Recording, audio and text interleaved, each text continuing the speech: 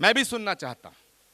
मैं भगवान से प्रार्थना करता हूं, आज मुझे ऐसी मेरी खुशकिस्मती है कि मेरा हवाई जहाज हजरत से 5 मिनट पहले लैंड किया। मैं सोच रहा था कि ऐसा ही होना चाहिए, क्योंकि अगर मैं बाद में आता तो उनका स्वागत करने का मौका मुझे ना मिलता। तो इस देश की जो हुकूमत है, मैं जब यहां से जाऊंगा तो मेरे स्पीच की, मेरी तकरीर की, मेरे भाषण की पूरी टेप दिल्ली जाएगी। मुझे मालूम है कुछ लोग हैं ऐसे साधु संत, मेरे दोस्त, मुझसे अक्सर कहते हैं कि तुम्हारा इलाज होने वाला है। हजरत, मैं आपसे हाथ जोड़ के निवेदन करता हूं, इस बात को खास तौर से आप तवज्जो दीजिए। इस बात पे इलाज होने वाला है। मैं कहता हूं भाई, मैं बीमार नहीं हूं। इलाज करना तो उनका करो जो सिर फिरे हैं, मेरा क्यों करना चाहते हो? कि नहीं, तुम पे फतवा जारी हो गया है। मैंने कहा कैसा फतवा?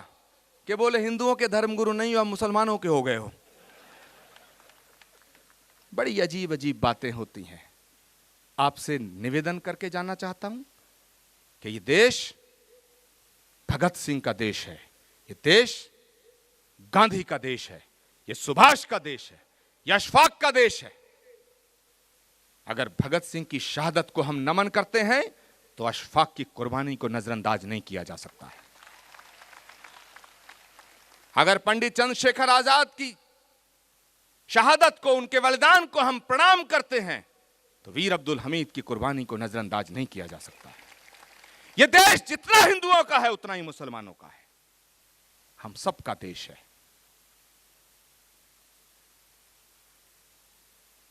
एक बात और कहना चाहूंगा, माजरत के साथ कहना चाहूंगा कि जमाना कुछ भी कहे उसका एहतराम ना कर।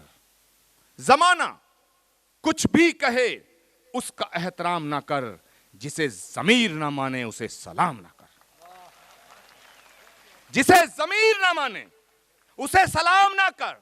और पुणे से मरकज की हुकूमत को मैसेज देना चाहता हूं मैं कि जिसे जमीर ना माने उसे सलाम ना कर। और खतरा हमारे मुल्क को तेरी नियत से है, अपने अमाल को बदल, हमें बदनाम ना कर।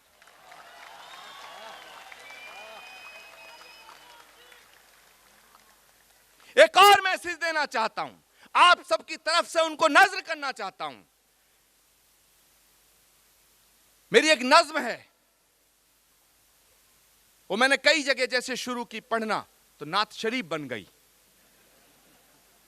तरह तरह की बातें चलने लगी। लेकिन मैं डरता नहीं हूं मेरे दोस्तों, मैं बिल्कुल नहीं डरूंगा। क्योंकि मैं क्यों डरूं? आप मेरे साथ हैं, मुझे डरने की कोई जरूरत नहीं। लेकिन यकीन मानना, आप साथ रहना, हालात अच्छे नहीं हैं, इलाज करने की साजिश चल रही है।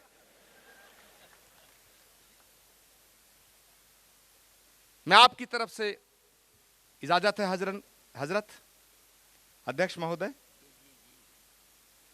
कि हमारा भी वतन है ये, न यूं कम आंक कर देखो। ये आपकी तरफ से मैसेज मरकज को देना चाहता हूं। हमारा भी वतन है ये, न यूं कम आंक कर देखो। जरा कड़वी दवाई है, मगर तुम फांक कर देखो। जरा कड़वी दवाई है, मगर तुम फांक कर देखो। हमें बदनाम करने से भला क्या फायदा होगा। मोहब्बत के खजाने हैं, दिलों में झांक कर देखो। मोहब्बत के खजाने हैं, दिलों में झांक कर देखो। محبت کے بنا اپنا گزارا ہو نہیں سکتا، محبت کے بنا اپنا گزارا ہو نہیں سکتا۔ میری بات آپ کے دل تک جائے تو مجھے دعا ضرور دینا۔ محبت کے بنا اپنا گزارا ہو نہیں سکتا، نبی کے بن نظاروں کا نظارہ ہو نہیں سکتا، نبی کے بن نظاروں کا نظارہ ہو نہیں سکتا۔ مجھے اپنا کہو چاہے مجھے تم غیر کہہ دینا، نہیں ہے جو محمد کا ہمارا ہو نہیں سکتا، نہیں ہے جو محمد کا ہمارا ہو نہیں سکتا۔ میرے سینے کی دھڑکن ہے، میری آنکھوں کے تارے ہیں۔ اور یہ وہ آدمی کہہ رہا جس کے ماتھے پہ تلک ہے، اس کو غور کرنا۔ میرے سینے کی دھڑکن ہے، میری آنکھوں کے تارے ہیں۔ اور کسی اور نے لکھا، میں پڑھ رہا ہوں، ایسا نہیں ہے، یہ میرے دل کی آواز ہے کہ میرے سینے کی دھڑکن ہے، میری آنکھوں کے تارے ہیں۔ سہارا بے سہاروں کا خدا کے وہ دلارے ہیں، سہارا بے سہاروں کا خدا کے وہ دلارے ہیں۔ سمجھ کر تم فقط اپنا انہیں تقسیم نہ کرنا، نبی جتنے تمہارے ہیں نبی اتنے ہمارے ہیں، نبی جتنے تمہارے ہیں نبی اتنے ہمارے ہیں۔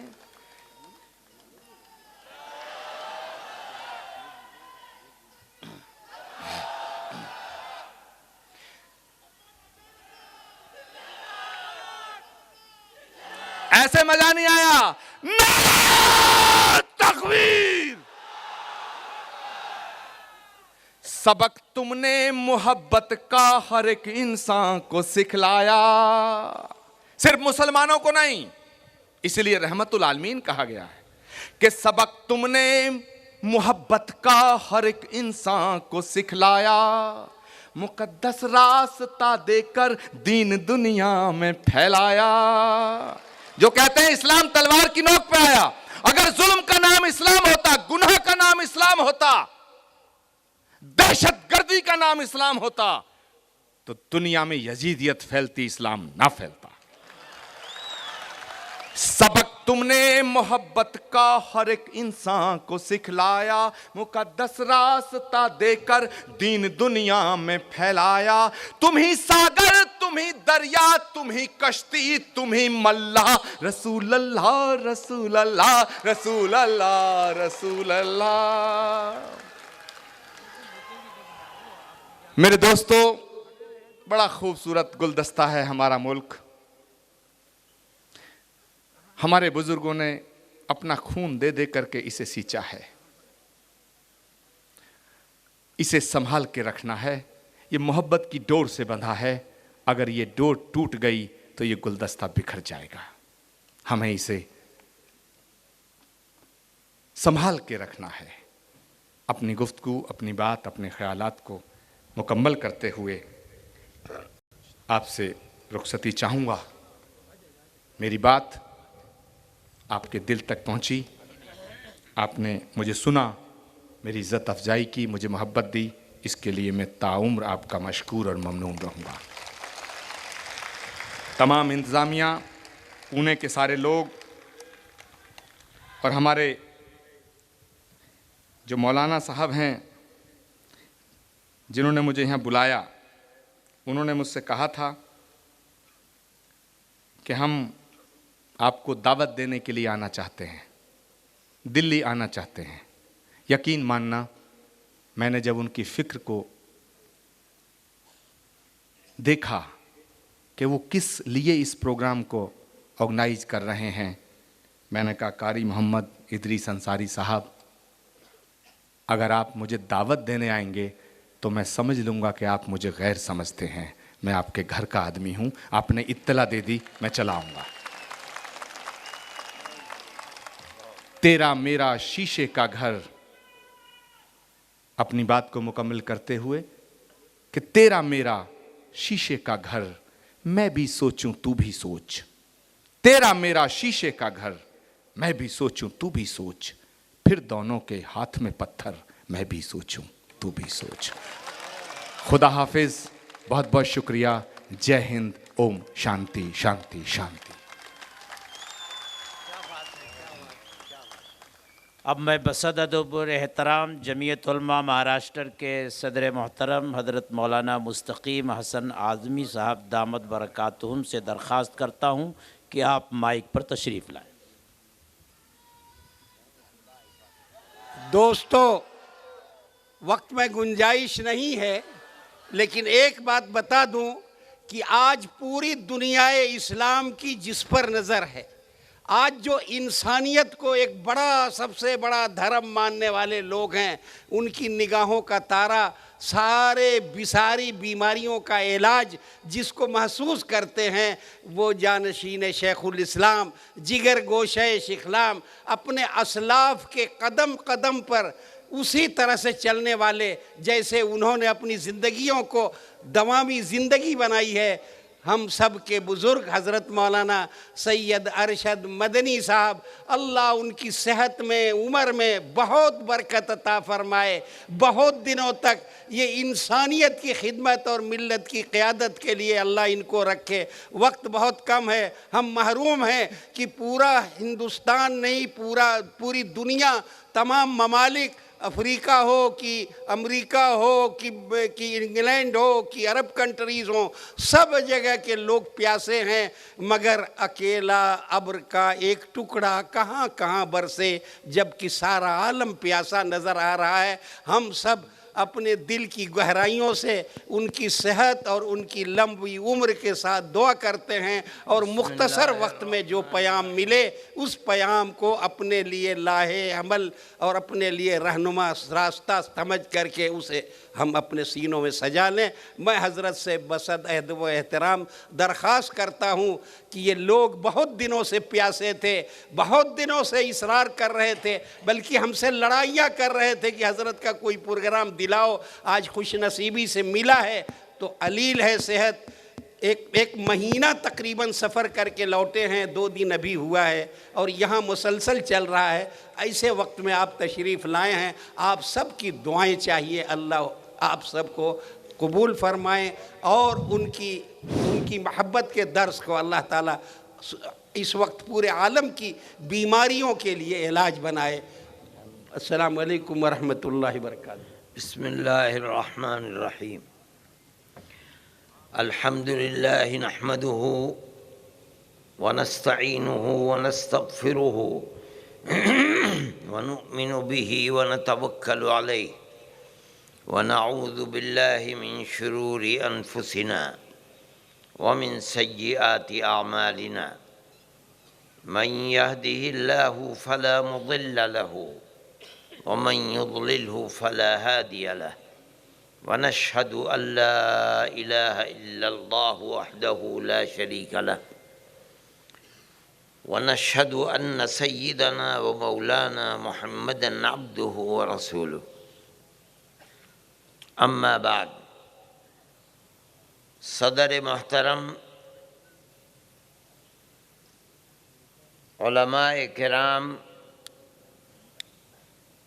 مولانا وستانوی صاحب، آچاریہ جی محترم، جمعیت علماء ہند کے ورکرز اور دور و دراز سے آئے ہوئے مہمان،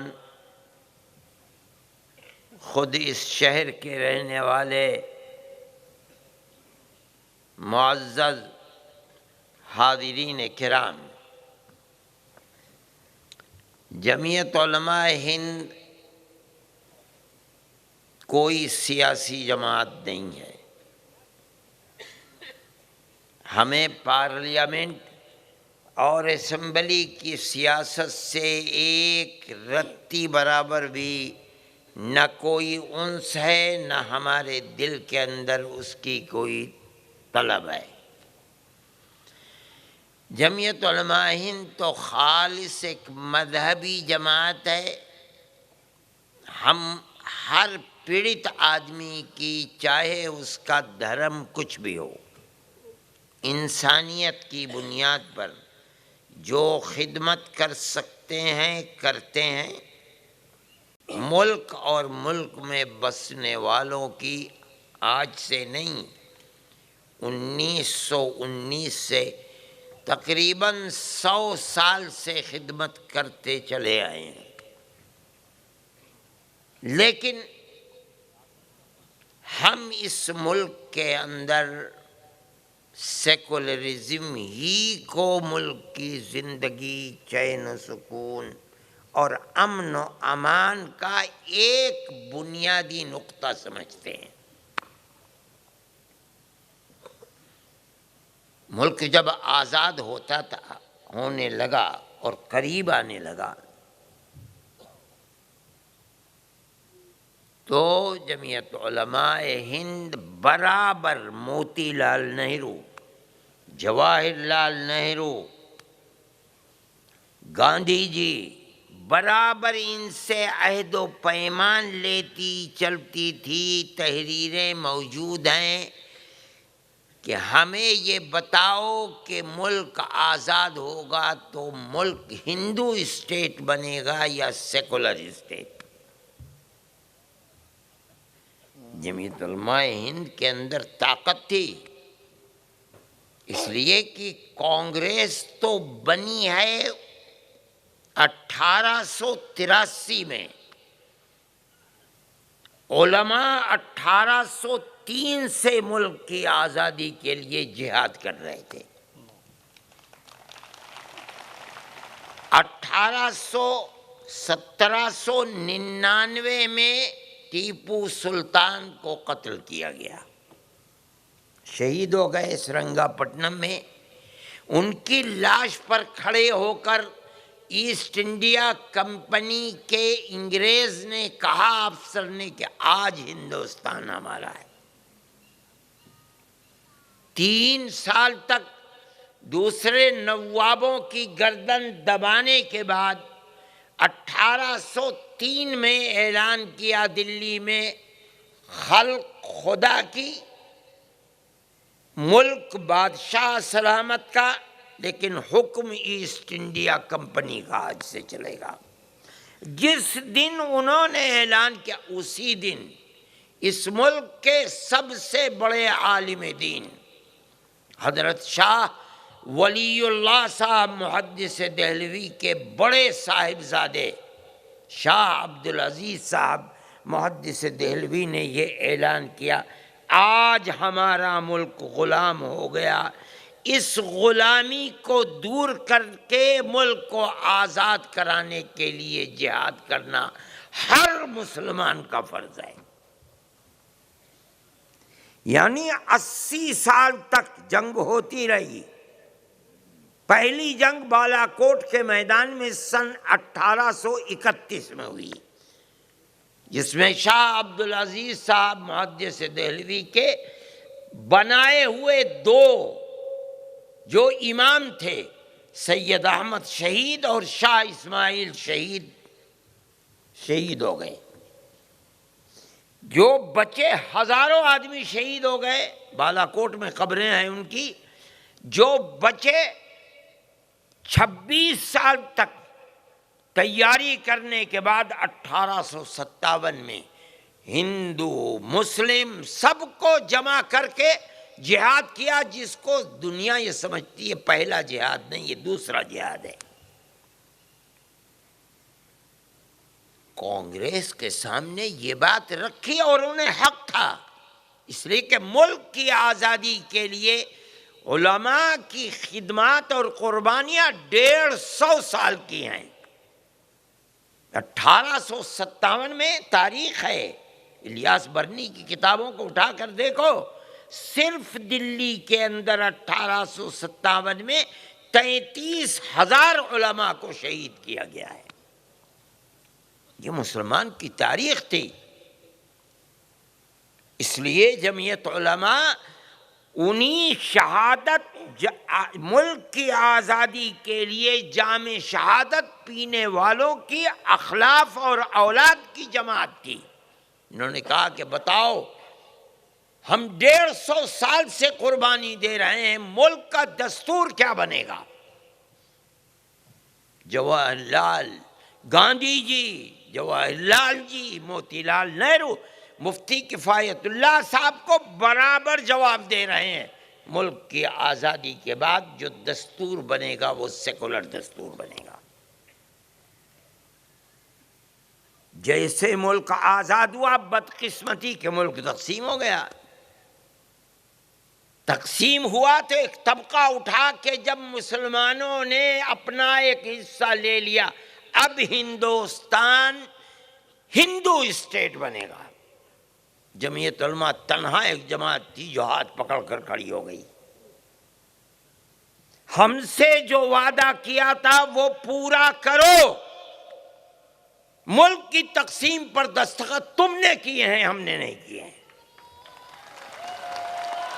اس جرم کے مرتکب تم ہو, ہم نہیں ہیں. ہم سے جو وعدے کیے ہیں وہ پورے کرو. ہم نے ملک کی تقسیم کا کوئی ارادہ نہیں کیا, کوئی مطالبہ نہیں کیا. ہم کہتے تھے کہ ملک ایک ہے. ہماری پگڑیوں کو اچھالا, ہماری ٹوپیوں کو رگڑا, لیکن ہمارا جو اپنا اسٹینڈ تھا ہم 1 انچ پیچھے نہیں ہٹے.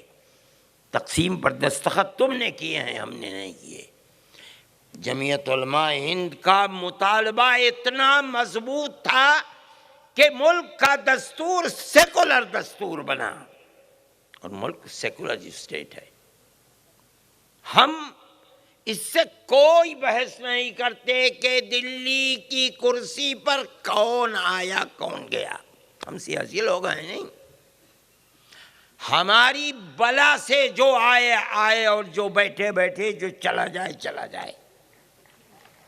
لیکن ہم ایک بات مانتے ہیں, اور جس طرح اس وقت رات ہے ہمیں یقین ہے, ہم اسی طرح کہتے ہیں کہ ملک کے اندر اگر سیکولرزم زندہ ہے, ہم سمجھتے ہیں کہ ملک زندہ ہے, ورنہ ملک ختم ہو جائے گا. سیکولرزم کو ہم اس لیے ضروری سمجھتے ہیں کہ اگر ملک ہندو اسٹیٹ ہوگا تو اس ملک کے اندر کوئی مذہبی اقلیت اپنی مذہبی تشخص اور نشانی کے ساتھ زندہ نہیں رہ سکتی. ہمیں زندہ رہنا ہے. ہم جس مذہب کے ماننے والے ہیں, ہمارا ایمان ہے کہ قیامت تک زندہ رہے گا, ختم ہونے والا نہیں ہے. 1400 سال میں ملک ایک نہیں, دنیا کے اندر اسلام کو مٹانے کی کوشش کرنے والے مٹ چکے, نام و نشان نہیں ہے. ہم مانتے ہیں کہ قیامت تک اسی طرح دنیا کے اندر اسلام زندہ رہے گا جس طرح 1400 سال سے زندہ ہے. لیکن ملک ہمارا ہے, ہم اس ملک کے رہنے والے ہیں. دنیا کے ملکوں کے اندر مسلمان جا کے آباد ہوئے. امریکہ کو دیکھو, انگلینڈ کو دیکھو, برطانیہ کو دیکھو, فرانس کو دیکھو, اٹلی جرمنی کو دیکھو. وہاں کے رہنے والے مسلمان نہیں ہیں, دنیا کے ملکوں سے گئے روٹی روزی کمانے کے لیے. لیکن ہندوستان کا مسلمان یہیں کا مسلمان ہے. کوئی برادری ایسی نہیں ہے جس نے اسلام کو قبول نہ کیا ہو.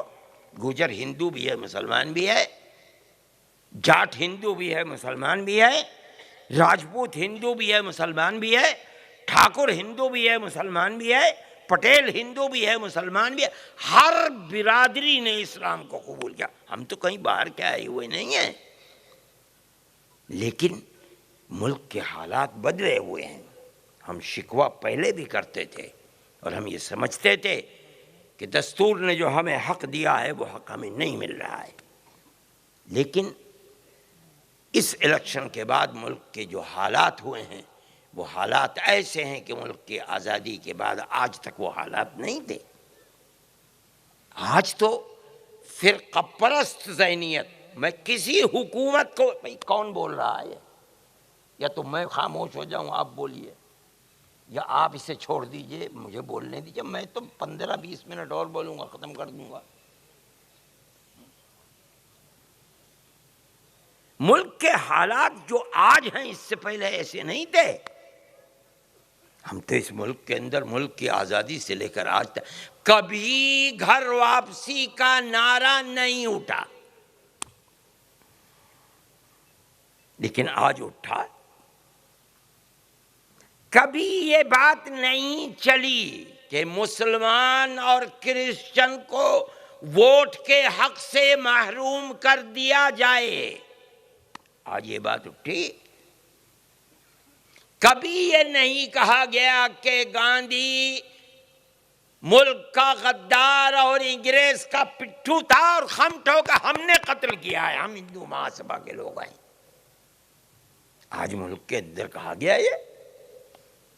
ہم نے سنا، آپ نے سنا، جو گاندھی جی کو کہتا ہے کہ وہ انگریز کے اس نے صرف گاندھی نہیں، 150 سال کی اس قوم کی جنگ آزادی کی لڑائی کو آگ لگا دی. اس نے صرف گاندھی جی کو نہیں کہا، یہ جو لاکھوں ہندو، مسلمان، سکھ اور عیسائی اس دھرتی کی نظر ہو گئے، قربانی دے دی، تم نے سب کو آگ لگا دی. ذرا تم تو بتاؤ تم نے کیا کیا؟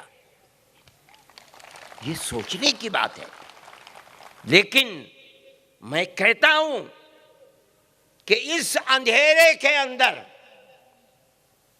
امید کی کرن بھی ہے، روشنی بھی ہے.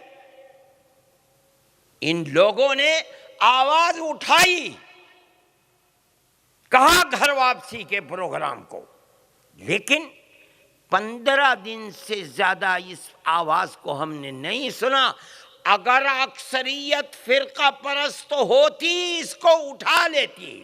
اس کا مطلب ہے مٹھی بھر یہ پاگل اور دیوانے ہیں جو یہ بات کرتے ہیں. اس کا مطلب ہے ہندو اکثریت فرقہ پرست نہیں ہے، امن و امان چاہنے والی ہے. آواز اٹھی کہ مسلمان اور کرسچن کو ووٹ کے حق سے محروم کر دیا جائے، مگر جن دیوانوں نے اٹھائی تھی وہی خائب و خاسر ہو کر کے بیٹھ گئے، ملک نے قبول نہیں کیا. اس کا مطلب ہے ہم سمجھتے ہیں کہ ملک کی اکثریت فرقہ پرست نہیں ہے، امن و امان کو چاہتی ہے. لیکن جو نعرے دیے گئے تھے اور جو سبز باغ دکھلائے گئے تھے، ہمیں لاؤ، ہمیں ووٹ دو، ہم ہر درد کی دوا تمہیں دیں گے، غلطی کھا گئے. آج اگر الیکشن ہو جائیں تو ہم دیکھتے ہیں کہ صوبے کے اندر آ کر بیٹھتے ہیں. میرے بھائی، ان حالات نے ملک کے سنجیدہ طبقے کو پریشان کر دیا ہے. میں اس بات کو سمجھتا ہوں اور جو کہہ رہا ہوں سوچ سمجھ کر کہہ رہا ہوں. میں کہتا ہوں کہ فرقہ پرست ملک کی اکثریت نہیں ہے. اب میں دیکھتا ہوں، ابھی لکھ رہا تھا، ایک اخلاق کا قتل ہوا گریٹر نوئیڈا میں. مسلمان تھا اور ایک ایسا گھرانہ تھا کہ جس کا نام میں نے اور آپ نے کبھی سنا بھی نہیں تھا. کون ہے اخلاق؟ قتل ہو گیا. اس ملک کے بڑے بڑے با کمال لوگوں نے جن کو ایوارڈ ملے تھے ان میں مسلمان کہتے سب تو ہندو تھے جنہوں نے واپس کر دیا ایوارڈ. اس کا مطلب کیا ہے؟ اس کا مطلب یہ ہے کہ جو لوگ ملک کو آگ لگانا چاہتے ہیں یہ سمجھ کر کے حکومت ہماری ہے، وہ تنہا ہے مٹھی بھر. ملک کے اندر وہ بدامنی پیدا کرنا چاہتے ہیں. ملک ہندو اور مسلمان اور سکھ اور عیسائی امن و امان کو پیدا کرنا چاہتے ہیں ملک کے اندر. میرے بھائی، ان حالات کے اندر ملک چل رہا ہے. یہ دیوانے ہیں آج کی صورتحال یہ ہے، میں دلی سے آ رہا ہوں، جواہر لال نہرو یونیورسٹی کے اندر ایک وبال کھڑا ہوا ہے دلی کے اندر، ساری دنیا میں شور مچ رہا ہے۔